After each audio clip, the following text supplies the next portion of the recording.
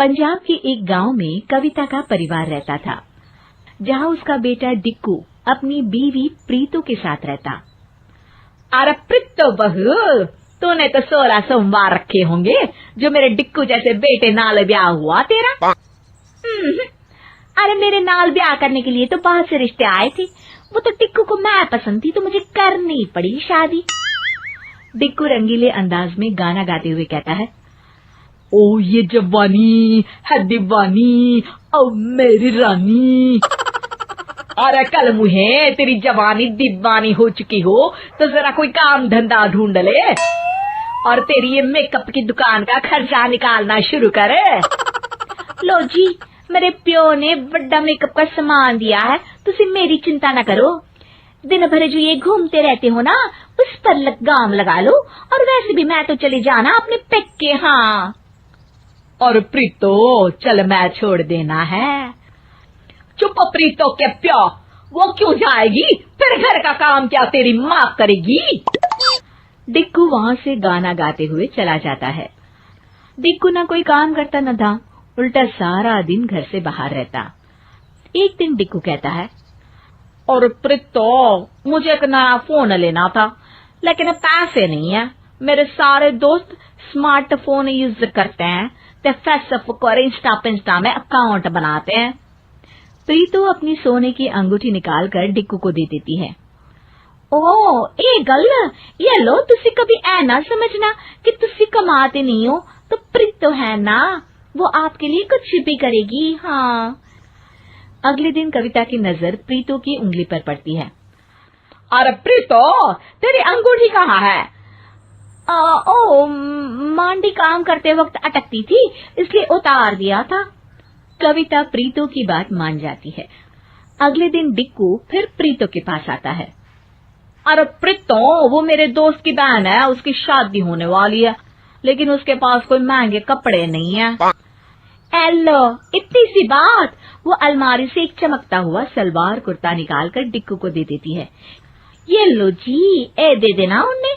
उन लोगों को भी तो पता चले कि डिक्कू काम भले ना करे, लेकिन दिल बड़ा है। डिक्कू की आदतें अब बदल जाती हैं। वो कभी प्रीतो से कुछ मांगता तो कभी देर तक बाहर रहता और सारा दिन मोबाइल पर घुसा रहता। एक दिन, हाय हाय मैं लौट गई मांझी, ये बोलकर वो कविता के पास आती है और रोने लगती है। अरे क्या हुआ आलमारा? क्यों मनोज कुमार की शक्ल में मीना कुमारी की आवाज निकाल रही है? अरे माँ जी, तुम्हारे बेटे डिक्कू ने तो घर के बाहर दूसरी लड़की पटा रखी है। हे भगवान, अब मैं क्या करूं?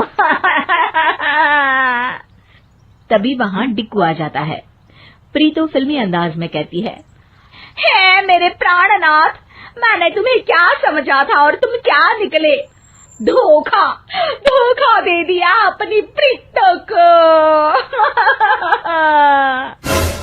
अरे बस कर बस, तेरी ओवर एक्टिंग की खबर बाद में लेती हूँ, लेकिन पहले जरा इस डिक्कू का बैंड तो बजा लूं। और फिर अपने बेटे की तरफ देखकर कहती है, हाँ भाई, क्या लगा रखा है? एक फोन में 2 सिम? देख बेटा, ये ठीक नहीं है। माँ, मुझे किसी और से प्यार हो गया है, क्या करूं? ये बोलकर डिक्कू वहाँ से चला जाता है। कविता और प्रीतो सर पकड़कर बैठ जाते हैं कि तभी कविता को एक आइडिया आता है। डिक्कू थोड़ी देर बाद नीचे आता है, जहाँ कुछ लोग बैठे होते हैं। अरे माँ, ये लोग कौन है और तुम इन लोगों की इतनी खातिरदारी क्यों कर रही हो? अरे आओ आओ बेटा, ये लोग प्रीतो को देखने आए हैं। अब तू तो दूसरी वाली के पास चला जाएगा, तो प्रीतो का मैं क्या करूंगी? अब शादी के बाद जैसी भी हूँ, माँ तो मैं ही हूँ ना। डिक्कू की नजर तभी प्रीतो पर पड़ती है, जो सज धज कर काफी सुंदर लग रही होती है। सुन लो, कान खोलकर काम ना खराब करना मेरे होने वाले पति पार्ट 2 के सामने। हाँ, पति पार्ट 2? और क्या, अब तुम पार्ट 1 हो तो ये पार्ट 2 ही तो हुआ ना। प्रीतो हंसने लगती है। डिक्कू को ये सब ठीक नहीं लगता, लेकिन बेमन से माँ के कहने पर वो वहाँ बैठ जाता है कि तभी लड़का डिक्कू से पूछता है, अरे एप्पल फोन के पुराने वर्जन, जरा ये तो बताओ कि प्रीतो को क्यों छोड़ा? खाना पीना तो बना लेती है ना, लड़ती तो नहीं ना, और सपोर्टिव नहीं है क्या?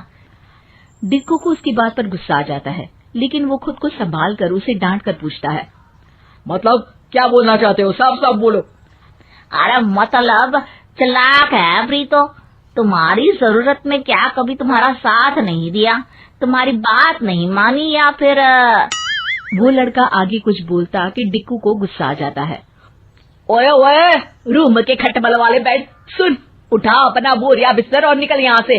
प्रीतो एक बहुत अच्छी लड़की है, अपने से पहले मेरे बारे में सोचती है, मेरी हर झूठी बात को भी सच मानती है, और मेरे घर में हंसी खुशी का माहौल भी रखती है। बस बस भाई, अगर इतनी ही अच्छी है तो तू क्यों छोड़ता? अरे क्योंकि मेरा दिमाग खराब हो गया था, लेकिन अब नहीं, चला भाग जाए यहाँ से। अरे डिक्कू, ये भाग जाएगा तो कौन शादी करेगा प्रीतो से, और वो नहीं जाएगी तो नहीं कैसे आएगी? माँ मुझे माफ कर दे, मैं गलत था। प्रीतो दुनिया की सबसे अच्छी लड़की है, निकम्मा तो मैं था, लेकिन फिर भी उसने मेरा साथ दिया।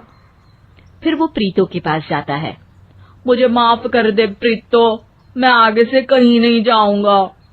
और फिर सारा परिवार पहले जैसे ही खुशहाल हो जाता है।